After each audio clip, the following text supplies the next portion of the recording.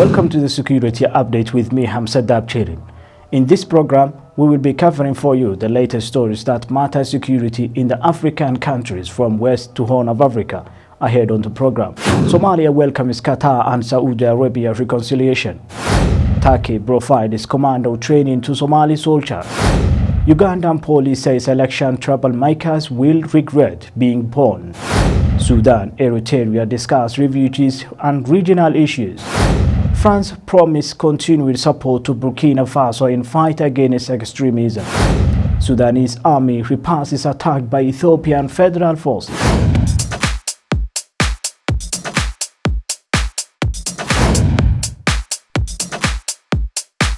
Welcome to the program. The federal government of Somalia has joined countries that welcomed Qatar and Saudi Arabia reconciliation after two countries agreed to open their airspace and maritime borders. The move is a breakthrough in efforts to end a diplomatic crisis that has seen Qatar facing a blockade by Saudi Arabia, the United Arab Emirates, Bahrain and Egypt since June 2017. Somalia has welcomed the deal between Qatar and Saudi Arabia governments to resolve the political dispute. In a statement, Somalia lauded the move to normalize the relationship between the two countries.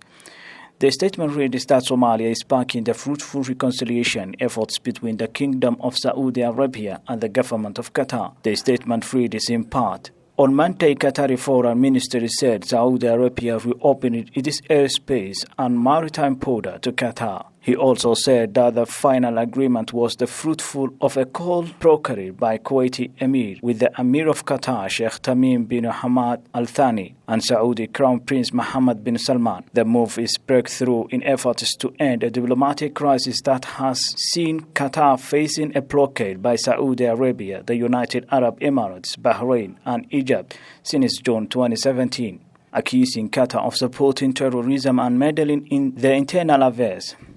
Saudi Arabia and its allies severed their ties with Doha and imposed a land, sea and air blockade on the country. Qatar constantly denied the charges and voiced readiness for dialogue to end the impasse. Turkey has started training over 150 of Somalia's newly recruited elite soldiers as part of an initial plan to train a third of the country's armed forces.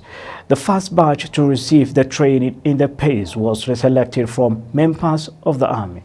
Turkey government has commenced training of over 150 Somalia's newly recruited commandos as part of an initial plan to train a third of the country's armed forces. According to the Turkish government, soldiers will receive special commando training in Turkey's counter-terrorism training and exercise center in southwestern province of Sparta. Last August, Turkey's ambassador to Mogadishu, Mehmet Yilmaz, affirmed that Turkey is on track to train some of one-third of Somali military forces, totaling around 15,000 to 16,000 personnel. Relations between Turkey and the Horn of Africa nation are historically strong and picked up pace after President Recep Tayyip Erdogan's official visit in 2011, making him the only non-African leader to visit Somalia in 20 years. Turkey has also been continuing its support to Somalia with humanitarian aid in the areas of health, education and security. As it has extensive experience fighting terrorists, Turkish training of the Somali military is also helpful in countering Somalia's own terrorist threat. Security chiefs in Uganda have warned members of the public not to hang around polling stations to cause violence after voting. The country heads to the polls this week following a campaign season that has been dominated by violence, loss of life, and arrests of the opposition, their supporters, as well as journalists. Security chiefs in Uganda have warned members of the public not to hang around polling stations to cause violence after voting. The country heads to the polls next week following a campaign season that has been dominated by violence, loss of life, and arrest of the opposition, their supporters, and as well as journalists. At a joint security briefing, Police Chief Martin Ochola warned that anyone who causes trouble at the polling stations will regret why they were born. It is not that we are targeting the media, no. We are trying to protect your lives. We are telling you there's a danger there. For you insisting you must go where there's a danger. Yes, we shall beat you for your own sake. To help you understand that you don't go there. We shall use reasonable force to ensure that you don't go where there's a risk. The comment come as the opposition called on voters to stay after casting their votes and overlook ballot counting as they fear election fraud. Ochola claimed that the call by the opposition is against the Electoral Commission guidelines and there is no evidence of voter fraud. So far in the election campaigns in Uganda, journalists have been arrested, beaten, and had their equipment confiscated or destroyed by the police. However, the police chief, Mr. Ochola, justified the violence in saying that journalists are being beaten to restrain them from going where there is danger. He said further that he would not apologize for police actions. I have no apology. Actually, you are saying, is the police apologizing for mishandling journalists? My answer is, I'm very sorry, excuse me, we shall not apologize. But we shall continue helping you. The election pit candidate against President Museveni, who has been in power for 35 years. The popular musician, who is the youngest presidential candidate in the forthcoming election, Bobby Wine, remains the biggest threat to the ruling party. Wine has been at loggerheads with the government since he expressed its intention to bring to an end the long-running rule of 76-year-old President Yoweri Museveni. The East African nations of Sudan and Eritrea on Friday agreed to continue cooperation on international and regional issues. The Foreign Minister Omar says a visit to neighboring East African nation Eritrea is successful. The East African nations of Sudan and Eritrea on Friday agreed to continue cooperation on international and regional issues. The Foreign Minister Omar Gamar Eden says visit to neighboring East African nation Eritrea successful. According to the official Sudanese news agency SUNA, Foreign Minister Omar Gamar Eden, upon returning from Eritrea, said talks with Eritrean President Afewerki dealt with issues relating to the regional situation, volatile borders, and displaced people and refugees due to violence in neighboring Ethiopia. Describing the visit to Eritrea as successful, Gamar Eden said the two sides exchanged views on strategic issues between the two countries as well as the region, according to SUNA. In December 2020, Sudan took control of its entire border with Ethiopia. For 26 years, Ethiopian gangs have been accused of seizing Sudanese farmers' lands in the border region of Al-Fashqa after expelling them by force. Sudan also accuses the Ethiopian army of supporting these gangs, something Addis Ababa denies. France is determined to continue to accompany Burkina Faso, which has been plagued by an unprecedented increase in violence with jihadist maturity for more than 5 years, French Foreign Minister said on Friday. France is determined to continue to accompany Burkina Faso in the field of security and its economic and social development policy, Le Drian said after a long discussion with Burkina Faso President Roch-Marc Christian Kabore. The minister said he was in Ouagadougou for a support visit after the re-election in November of President Kabore, who is beginning his second term. Burkina Faso is, along with Mali and Niger, one of the countries most affected by jihadism and violence in a conflict in the Sahel that has continued to spread since it began in 2012 in northern Mali. At the beginning of 2020, following a series of deadly attacks against military camps of the three countries in the region known as the Three Borders between Mali, Burkina Faso, and Niger, France and a summit is planned in N'Djamena, in Chad in February. France has been present in the Sahel since 2013. It currently has 5,100 troops engaged, but is currently examining this level of commitment. At the end of December, 5 French soldiers died in an explosion of 2 artisanal mines a few days apart, bringing to 50 the number of French soldiers killed in the region. The Somalia police spokesman Sadiq Adam has survived a bomb attack in Mogadishu. At least one person has been confirmed dead in the attack and injured 2 other civilians.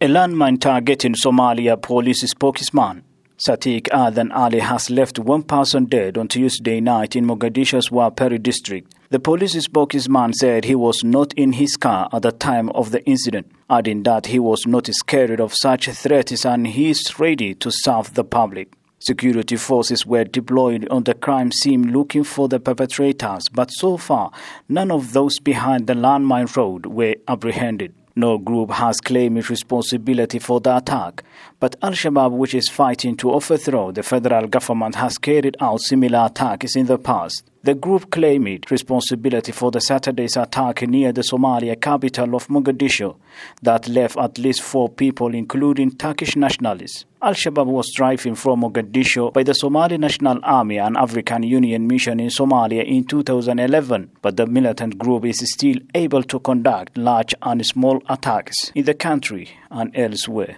The Sudanese army repulsed 2 attacks carried out by Ethiopian forces and managed to capture one of the attackers, according to a Sudan Tribune, in the latest military confrontation between the 2 countries. But we will be back more after the short break.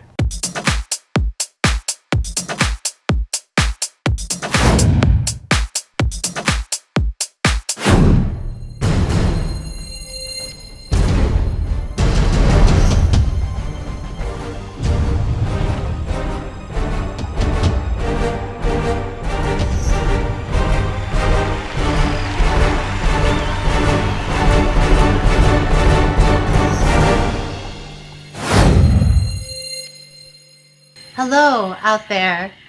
Tune in to CBA TV, the voice of East Africa and beyond. There's so many people around the world who are watching along with you.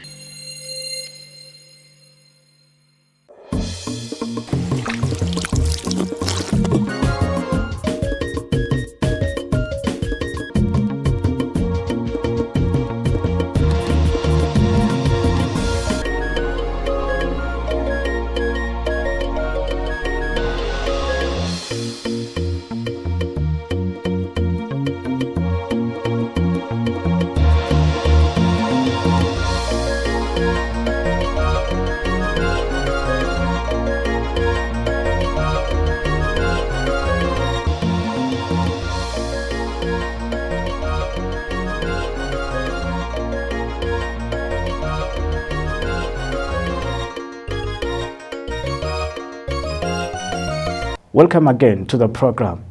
The Sudanese army repulsed 2 attacks carried out by Ethiopian forces and managed to capture one of the attackers, according to Sudan Tribune, in the latest military confrontation between the 2 countries. The Sudanese army successfully recovered agricultural areas on the border with Ethiopia, ending over 26 years of occupation and exploitation tolerated by the former isolated regime of Omar al-Bashir. A Sudanese army force consisting of paratroopers, corps, and military intelligence repelled an attack by Ethiopian federal forces equipped with heavy weapons on Monday, Sudanese army source said Tuesday. The military source, who is not authorized to speak with the press further, said the new attack took place in Sariba border area of the Grand Fashaga, which is adjacent to the Tigray region on the border. He ruled out that the attack had been carried out by militiamen due to the heavy weapons used by the assailants. A Sudanese officer said the troops captured a soldier of the Ethiopian army with a Gordivon heavy machine gun. After waging war against Somalia in 1977 over Ogaden and Eritrea over Badme, the Ethiopian army is now gradually engaging in a war with Sudan. Both sides say they seek a peace settlement for the developing dispute in the ground. The ongoing operations indicate different approach. The Amhara region, which played a significant role in the defeat of the TPLF fighters in Tigray, now claims some areas in the northern state and also seeks to recapture the fertile valley of Fashaga on the Sudanese side. After the eruption of an armed conflict in Tigray, the Eritrean army captured Badme while the Sudanese army repulsed the Amhara militiamen out of the Sudanese territory. In a related development, the Sudanese reserve forces repelled another attack in the Alalo border area, which took place at the same time with the Sariba area attack. The Ethiopian militiamen sneaked into the Sudanese territory and sought to loot a truck equipped with trailer belonging to the Sudanese farmer during the harvest season of maize. The Ethiopian government last December said the Sudanese government must pay compensation to Ethiopian farmers who cultivated the Sudanese territory. Not less than 14 people have so far been reported to have been killed in an attack believed to be carried out by Boko Haram insurgents in northern Cameroon. The reign of terror by the insurgents took place in the town Masogo in Cameroon's far north region. Not less than 14 people have so far been reported to have been killed in an attack believed to be carried out by Boko Haram insurgents in northern Cameroon. The reign of terror by the insurgents took place in the town of Masogo in Cameroon's far north region. The group in recent days have staged several attacks in the same region despite the government's claims of success against them. A suicide bomber who hid among the fleeing civilians is reported to have detonated explosives, killing 11 people on the spot before gunmen shot dead 3 others and injured many. The mayor of Masogo, Bokar Medjewe, disclosed that many residents of the area attacked by Boko Haram started fleeing to a nearby forest as soon as they heard that the insurgents were approaching the town. This, he said, helped in reducing the number of casualties to a considerable amount. Based in Nigeria, near the Cameroonian border, Boko Haram terrorists regularly attack civilians and military posts in northern Cameroon. Boko Haram launched a bloody insurgency in 2009 in northeastern Nigeria, but later spread its atrocities to neighboring Niger, Chad, and Cameroon, prompting a military response. According to the United Nations Office for the Coordination of Humanitarian Affairs, more than 30,000 people have been killed and nearly 3 million displaced in a decade of Boko Haram's terrorist activities in Nigeria. The United Nations also said violence committed by Boko Haram has affected some 26 million people in the Lake Chad region and displaced 2.6. About 10,000 people have been displaced following recent attacks in 2 villages in Nigeria's Tilaperi region, according to the UN Office for the Coordination of Humanitarian Affairs. According to the UN, the Saturday attack claimed 105 lives, 73 in Shompongu and 32 in Soromandere village. Hundreds of survivors fled the scene on foot. About 10,600 people have been displaced following recent attacks in 2 villages in Niger's Tilaberi region, according to the UN Office for Coordination of Human Affairs, OCHA. The Saturday attack claimed 105 lives, 73 in Chombangu and 32 in Zarumadaraye villages. Hundreds of survivors fled the scene on foot, according to the UN. The Niger government provided initial support to the people affected, including food, medical supplies to health facilities, and financial assistance to the families of the deceased, the OCHA said on Thursday. There are 17 children, including 10 boys and 7 girls, aged 3 to 15 years among the victims, according to UNICEF Niger. The OCHA in Niger said that 26 injured people are currently receiving medical treatment. Following the January 2nd attacks in 2 villages in the Tilaberi region, majority of the internally displaced people refuge in Mangai's village with vulnerable host families. More than 500 displaced children are now out of school, according to the UN. The UN Secretary General Antonio Guterres strongly condemned the attacks by an unidentified gunman. Last month, at least 28 people were killed and hundreds more wounded in an attack later claimed by the Boko Haram terrorist group in Niger's southeastern Diffa region. The UN said the Tilaberi region, where the recently attacked villages are located, has been frequently targeted by terrorist groups based in Mali since 2017, with a state of emergency declared in the area. Niger, Burkina Faso, and Mali are at the epicenter of one of the world's fastest growing displacement and protection crises. The federal government of Somalia has spoken of a U.S. strike in Pai region of southern Somalia. The government said the strike targeted senior Al-Shabaab members, where at least 5 members of its fighters were killed. Somalia government has spoken about the recent U.S. airstrike conducted by AFRICOM in Pai region of southwest state of Somalia. According to the Ministry of Information, the airstrike targeted Al-Shabaab fighters who were in Sahanwene in Pai region. At least 5 senior Al-Shabaab fighters were killed in the airstrike, including a man who was specifically targeted, but the federal government has not revealed their names. Al-Shabaab has neither confirmed nor denied the claim of the government. Last week, Two airstrikes killed 3 Al-Shabaab fighters and destroyed 6 buildings in their compound. In December, President Donald Trump ordered the removal of about 800 troops from Somalia, a move expected to be complete when President-elect Joe Biden is inaugurated later this month. At the end of December, the USS Nimitz, a strike group, pulled into position near Somalia last week to protect the troop withdrawal. Somalia also has confirmed that a recent attack in Cunha Paro were killed a senior pro-Al-Shabaab journalist and revealed their names. Al-Shabaab has not yet commented on the claims by the Somali military. Somalia military has disclosed names of 3 journalists working at a pro-Shabaab radio station who were killed in airstrikes in southern Somalia. According to the government, Somali Elite Forces Danab, incorporated with Africom, killed the 3 in airstrike which destroyed Al-Shabaab's Al Furqan radio station in Cunha Paro town in Lower Shabelle region. The trio were identified as Abdurrahman Ali, known as Khashi, Ahmed Dalmar, Abu Warsame, and Muhammad Ali Adan. But the federal government of Somalia never disclosed their photos. Reports say one of the senior pro-Al-Shabaab journalists was having an interview in the radio station by the time the incident happened. Al-Shabaab has not yet commented on the claims by Somalia military forces. On this week, a U.S. strike destroyed Al Furqan radio station belonging to Al-Shabaab militant group in Lower Shabelle region. The report said the radio station was one of the target sites of the attack, adding that the station's base was completely destroyed and all those who were inside were killed. Last week, U.S. Africa Command conducted an airstrike targeting an Al-Shabaab compound in the vicinity of Sako, southern Somalia. Al-Shabaab has shifted its attacks to hit-and-run tactics, also carried out deadly palm attacks in central and southern regions of Somalia. On Thursday morning, a palm attack was reported in Mogadishu. At least 1 person was confirmed dead and other casualties.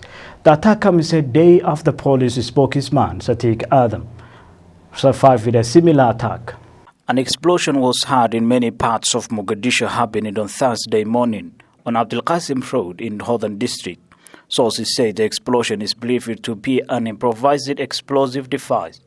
The landmine was targeted at Somalia security officers who were escorting prisoners, but no group claiming responsibility for this attack, and the federal government of Somalia has not yet commented on it. Roadside explosions targeting security forces have been on the rise in the capital Mogadishu since the beginning of the year. On Wednesday night, a landmine planting on the roadside of 21 October Road in the same district targeting police spokesman Sadiq Adam killed 1 person and wounded several others. And with that story, bomb attack in Mogadishu, which killed at least 1 person, will wrap up our program for this time. Thank you very much for being with us. My name is Hamse Daabjeerin.